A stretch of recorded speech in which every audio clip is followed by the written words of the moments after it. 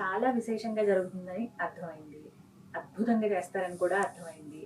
Travelling ఒకటి తప్పించి మీరు అక్కడ ఏర్పాట్లు కావచ్చు, ఇప్పుడు చెప్తున్న ఫుడ్ గురించి గానీ, అయోధ్య నుంచి నైమిషారణ్యం వెళ్ళడం, అక్కడ పూజా సామాగ్రి గానీ ప్రతి చోటకి మీరే చూసుకుంటారని చెప్తూ అవునండి, ఉన్నారు. మేమే చూస్తాం, అన్ని ఏర్పాట్లు చేస్తాం. అయితే మొత్తం వీటన్నిటికి అసలు ఎంత ఖర్చవుతుందండి?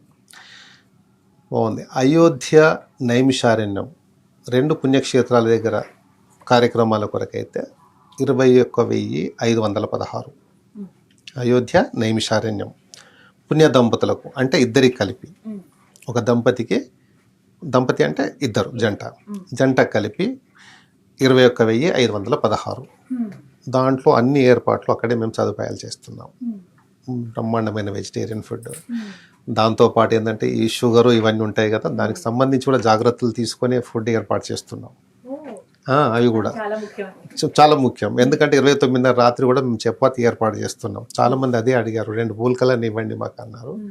తప్పకుండా ఈసారి దాన్ని మేము ఏర్పాటు చేస్తున్నాం. ఈవినింగ్ హ్మ్.